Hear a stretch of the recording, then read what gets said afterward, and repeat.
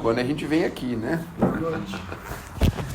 Na pergunta 501 do Livro dos Espíritos, Kardec pergunta por que os espíritos não se mostram intensivamente ao nosso redor, nos auxiliando, nos orientando, nos ajudando, nos favorecendo, nos trazendo condições favoráveis.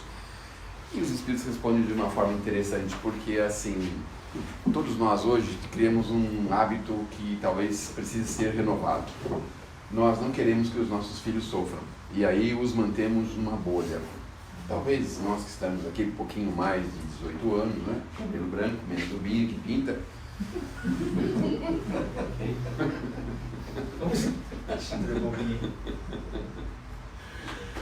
A gente faz isso com os netos, alguns com os bisnetos, não é mesmo?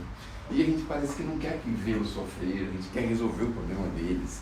Às vezes ele está simplesmente comentando com a gente alguma coisa e a gente já está pensando numa forma de resolver, de ajudar, de favorecer. Então, nós criamos um hábito em não permitir que os nossos descendentes, os nossos filhos, as pessoas que nós amamos, as pessoas queridas, se desenvolvam, cresçam, criem asas, fortaleçam-se.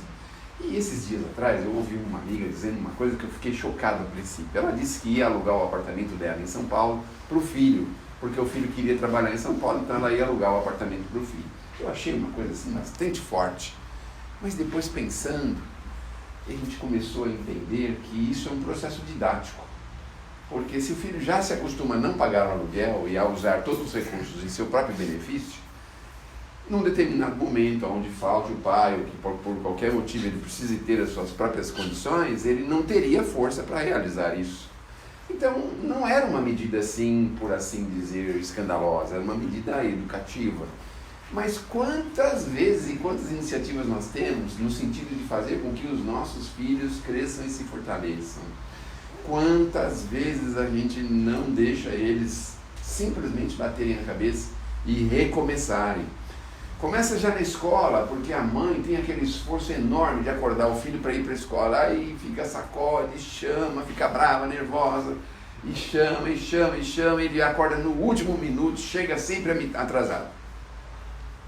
Hoje eu não cheguei atrasado. Mas é que minha mãe não me chamou também, né? Eu tive que vir sozinho. E aí, ele nunca cria aquela condição de fazer as suas coisas certas na hora certa. Fica a vida inteira dependente. Outra coisa que me chocou bastante, uma senhora, bastante idade, muito chateada, aborrecida, porque o filho perdeu a hora, porque ele pediu para ela chamá-la e ela não chamou. E ela se lembrou disso quando estava no compromisso dela. Ela ficou muito aborrecida, poxa. E quantos anos tem seu filho? Ah, meu filho tem 45, ele é médico. Peraí. Aí ela se justificou.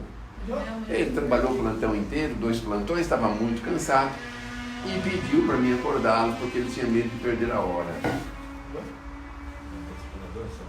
Interessante. Mas o problema é que a culpa se abate sobre a mãe, que não o chamou. Mas isso não é muito incomum no nosso dia a dia, porque muitas vezes os nossos filhos sofrem determinados problemas, perdem alguns compromissos, fazem algumas coisas que eles reportam para o pai. Porque eu precisava que você me desse uma carona até lá para me fazer a prova e eu cheguei lá de ônibus e perdi a hora. Porque no dia da prova ninguém me acordou. Eles começam assim, fazendo isso. E essa pergunta é muito interessante porque ela está associada a uma outra colocação dos Espíritos, de Emmanuel, no livro Religião dos Espíritos, na página 87. Então ele fala daqueles amigos espirituais que nos acompanham. Como que a gente reconhece a presença deles? Todo mundo sabe que nós temos um negócio chamado liberdade de escolha. Todo mundo sabe disso. Nós podemos escolher o que nós quisermos. A providência divina não vai sustar qualquer ato infeliz nosso. Mas uma vez escolhida a nossa forma de agir, ou a forma que nós escolhemos de agir, depois nós respondemos por aquilo que nós fizemos. É a colheita obrigatória. Então hoje não é mais lícito a gente pensar, puxa, essa criança, mas isso é injusto, com essa idade, teve esse problema grave de saúde, desencarnou. Por que Deus permitiu? Nós não podemos fazer esse questionamento, porque Deus, no momento do livre-arbítrio, num determinado momento da nossa vida, permitiu que nós escolhêssemos o que quiséssemos. Mas no momento certo, ofereceu para a gente a colheita que nós tínhamos que colher. Então, muitas vezes nós esquecemos que nós somos sujeitos às nossas próprias ações, nós esquecemos disso. E aí acusamos a providência divina, como acusamos os nossos pais, porque não nos acordaram. Ou seja, somos imaturos. Mas o interessante é que a imaturidade perante a Deus, ela vai devagarzinho sendo empurrada para frente, para nós chegarmos à maturidade. Então, nós vamos sendo empurrados. Então, um escorregão, uma caída, uma queda, uma batida aqui, um arrependimento ali, uma coisa ali, vai fazendo com que a gente ganhe experiências, e com essas experiências nós também vamos construindo a nossa maturidade. Como é bom quando a gente chega na idade madura, menos o Binha que pinta o cabelo. E aí a gente olha para trás e reconhece, né? Poxa vida, quanta trombada desnecessária, quanta coisa que podíamos ter feito diferente, quantas coisas que podíamos ter ido para outras direções. E aí a gente já conseguiu arrebanhar maturidade. Mas a providência divina é sábia, porque ela vai nos dar a oportunidade de exercitarmos a nossa maturidade. E aí já em tenridade, a criança já tem compromissos e tem responsabilidades. Então, conheço, e vocês também devem conhecer, mães e pais que nunca se preocuparam em ter que acordar o filho para ir para a escola. Ele acorda sozinho. Ele vai para a escola sozinho, ele dá conta da aula dele, da escola dele sozinho. E não raras vezes não quer nem que ninguém o leve para a escola. Ele quer ter autonomia, independência, liberdade. E vai para a escola, aí estuda e volta, e faz as provas, e vai avançando, e vai se desenvolvendo, e vai ganhando possibilidades cada vez maiores. Mas isso significa que ele já tem uma vivência madura. Mas e os nossos filhos que têm uma vivência imatura? O que nós fazemos com eles? Ajudemos a ganhar maturidade. Mas que tarefa difícil, porque é tão fácil falar, não é mesmo? Quem é que vive na nossa pele para saber o que nós temos que fazer com aqueles que nós amamos? Porque às vezes a gente faz uma recusa de cobrir a conta bancária dele e nós ficamos com aquilo remoendo na cabeça da gente meses e meses a fio, pensando: meu Deus do céu, meu filho está lá devendo para o banco está pegando todo o dinheiro dele nos juros, e eu com o dinheiro aqui, meu dinheiro guardado, que não tem utilidade nenhuma para mim, eu podia colocar lá 50 mil reais para cobrir a conta dele. Só isso? Os filhos do passado descobriam uma conta em 50 reais, 70, 80 e já não dormiam à noite. Mas os filhos modernos, não é? Os filhos modernos têm umas contas diferentes, não é mesmo? O limite é o limite da conta. Até porque, sabe por quê? Porque um show, qualquer que seja ele, hoje custa em torno de entre 500 e 1.000 reais. Então, é muito fácil ele ter um passinho de 50 mil reais, não é mesmo? Não é muito fácil. Até porque uma viagem para fora, até porque mesmo uma viagem aqui dentro, isso também é muito fácil de ganhar um passinho. E aí nós ficamos preocupados com isso e ficamos com aquela ideia, acreditando que nós poderíamos resolver aquele problema para que ele, imediatamente após, abra outro buraco financeiro. E assim, a senhora já teve um filho assim? Não, né? Não tem filhos, mas é bem assim. É bem assim, né? A senhora não tem filhos? Não. Escolheu essa encarnação sem filhos? Poxa vida. Eu não sei se eu louvo a senhora, né? Porque a gente que tem pelo menos meia dúzia, sabe? Né? Eu sei, eu conheço muita gente que é bem Que assim. vive nesse drama, não é? É um drama mesmo terrível. Mas quando a gente consegue associar o nosso pedido, que nós somos maduros, para ajudar os nossos filhos imaturos, a primeira coisa que a gente pede é a pobreza no mundo espiritual para encarnarmos pobres. Sabe por quê? Porque quando encarnamos pobre, os nossos filhos amadurecem mais rapidamente. Porque o pai não pode levar em lugar nenhum porque não tem carro. O pai não pode pôr dinheiro na conta de ninguém porque ele também não tem. O pai não pode oferecer uma casa melhor, um quarto melhor, algum recurso melhor, porque ele não tem condições de fazer isso e ele luta pela própria sobrevivência. E olha que interessante, ele começa, se tiver um pouco de bom senso, a ajudar na luta do pai, ele entra na guerra junto com o pai. E aí, matematicamente, ele vai prosperando, vai crescendo, porque ele sabe a luta que é a dificuldade financeira. Não é por outras razões que hoje a gente vê pessoas que viveram grandes dramas na infância, na adolescência, que hoje têm recursos muito bem colocados e que sabem lidar com esses recursos, sabem como administrar esses recursos. Então, a ideia que os Espíritos falam para a gente é que eles não podem ficar ostensivamente nos ajudando, porque nós precisamos ganhar experiências, nós precisamos crescer, precisamos se desenvolver. Tem uma passagemzinha no Evangelho segundo o Espiritismo que fala do anjo Tobias, porque um senhor que estava no meio do deserto, perdido, quase morrendo de sede, e ele então não sabia o que fazer, e ele de repente sente a ideia de ir numa determinada direção. E nessa direção ele encontra uma fonte, pequenininha, mas uma fonte de água. Ele se deita nessa fonte, descansa, e aí os Espíritos falam assim para a gente como didática de ensinamento. Se ele for um espírito humilde, ele vai agradecer a Deus por tê-lo inspirado a ir naquela direção. Se ele for um espírito orgulhoso, ele vai dizer: que ideia boa que eu tive de ir para essa direção, não é mesmo? Não é assim? Alguns ricos modernos pensam isso, que foi uma ideia que ele teve, foi uma possibilidade, foi um achado que ele teve, mas não reputa isso a ajuda nenhuma externa, não é? Mas enfim, voltamos. Os Espíritos precisam nos ajudar a termos as nossas experiências, porque nós temos que ser espíritos fortalecidos. Eu acho que eu já contei aqui uma mini experiência em Mauá, quando me resignei, quando fiquei assim um pouco chocado em pensar sobre aquela fábrica de cartuchos de armas, que é a CBC. E eu pensei, mas por que Deus permite essas empresas fabricarem armas, fabricarem balas de arma? Por que Deus permite essas coisas na Terra, não é?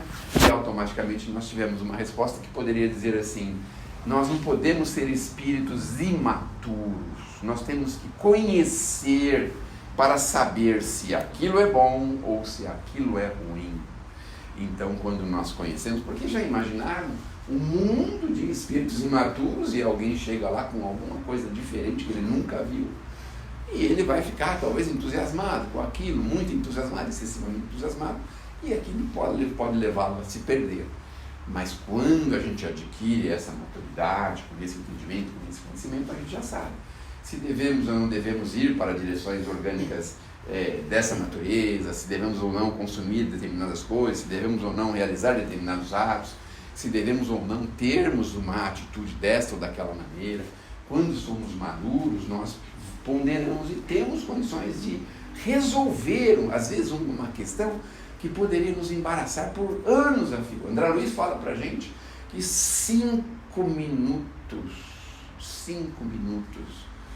de loucura, podemos dizer assim, mas de intolerância ou de irritação ou de qualquer outro sentimento assim, podem nos levar a nos prender a 100 anos, nos levar a criar problemas por 100 anos. E aí, o que eu pensei na mesma hora? Se nós estamos no trânsito, muitas vezes uma coisa que poderia ser banal e uma coisa esquecível, porque a gente observa, a gente não se lembra de todos os detalhes do trânsito, nem da última hora, nem do último mês, só são coisas mais relevantes. E a gente, às vezes, por conta de uma coisa que uma pessoa fez, uma pessoa que entrou de repente nos assustou, uma pessoa que parou de repente e fez com que a gente batesse atrás ou na frente ou qualquer coisa assim, e a gente se arvora e fica nervoso, e algumas pessoas partem para cima numa condição de querer tirar até a vida da outra pessoa. E isso não demora mais do que 5 minutos. E aí nos leva a ficarmos presos por um século. Então, é importante pensarmos nessa diretriz que quanto mais experiências e quanto mais nos amadurecermos, mais nós temos condições de decidir coisas melhores. Mas o amadurecimento também é um esforço que nós temos que ter. O amadurecimento é aquela questão da gente poder observar as coisas e tirar o proveito daquelas coisas, que na verdade pode acontecer em qualquer lugar. No trânsito, num filme que você está assistindo, você pode tirar um proveito daquilo que o autor quis mostrar. Você pode tirar proveito de um colega de trabalho dentro de uma empresa. Você pode tirar uma reflexão sobre um evento em casa, uma questão familiar. Pode tirar a reflexão de um golpe que você recebeu. Tivemos um amigo que infelizmente teve um golpe que acabou com a economia que ele tinha de anos a fio. Mas aí ele, muito sabiamente, me disse: eu aprendi com esse golpe porque, na verdade, o errado foi eu de acreditar que estava fazendo um ótimo negócio, estava tirando vantagem do negócio. Então, isso fez com que ele refletisse e se conformasse, pelo menos, de uma forma moderada, sobre aquele prejuízo grande que ele recebeu. Então, as experiências são basicamente essas. Então, a gente vai devagarzinho avaliando, vai observando e vendo se nós podemos agir desta forma, se nós devemos, se fomos felizes nessa determinada ação. E aí os Espíritos entram para a gente numa religião dos Espíritos e falam como nós podemos reconhecer quando estamos sendo bem inspirados. Mas a questão é essa: como que nós fazemos para sermos bem inspirados? Essa é a questão. Porque todo mundo quer ter uma boa inspiração, não é? Por exemplo, eu não vou pela Anchieta, eu vou pela Imigrantes. Não quero ter uma boa inspiração. Não, hoje eu não vou na Casa Espírita porque vai cair o mundo e aí vai alagar tudo, até as plantas do Binha vai alagar tudo aqui, nós vamos ter que sair tudo de barco daqui. Uma boa, uma mais. Todo mundo quer ter a boa inspiração, não é mesmo? E a boa inspiração a gente consegue através da prece, através da brandura, da confiança, da fé, das boas ações, das boas obras. Nós precisamos devagarzinho arrebanharmos para junto de nós advogados da nossa causa. E quem são esses advogados? São esses amigos espirituais com os quais nós podemos nos ajudar mutuamente. Podemos estar à disposição de uma boa inspiração para irmos numa direção e favorecer alguém, em ajudar alguém, em fazer alguma coisa por alguém. Então, ser bem inspirado depende também da gente. Como nós estamos se comportando, o que estamos fazendo, o que estamos pensando, o que estamos falando, o que estamos lendo, o que estamos conhecendo, o que estamos conversando com o Criador, as nossas propostas de vida, porque muitas vezes a gente está numa proposta equivocada, não é? Uma proposta que vai nos levar muitas vezes a um beco sem saída. Então, é buscar esta integração com o Criador para sermos bem inspirados. E quando somos bem inspirados, mesmo na adversidade, veja que interessante, eles não se fazem mostrar. Mas eu acho que todos nós aqui devemos ter uma experiência pelo qual a gente nem consegue imaginar como é que nós saímos daquele problema daquele jeito. Como é que nós resolvemos aquela questão de uma forma tão simples. Como é que aquilo foi resolvido sem quase a gente ter muita dificuldade. Justamente é a intervenção deles, mas eles não se mostram de uma forma ostensiva para que a gente também possa aproveitar essa experiência e construir com ela. Mais um tijolinho nessa construção da experiência que nós estamos tendo. Então eles estão com a gente, nos inspiram, nos ajudam, obviamente, mas se nós quisermos receber uma boa inspiração e ouvi-la, é preciso a gente também fazer a nossa parte. Façamos a nossa parte, sejamos bem inspirados, e aí nós vamos construir, e construir sempre para o bem, para uma diretriz segura e para uma evolução segura. É isso que nós precisamos aqui na Terra. Agora, como nós sabemos, aí está também outra chave interessante, quando estamos sendo mal inspirados.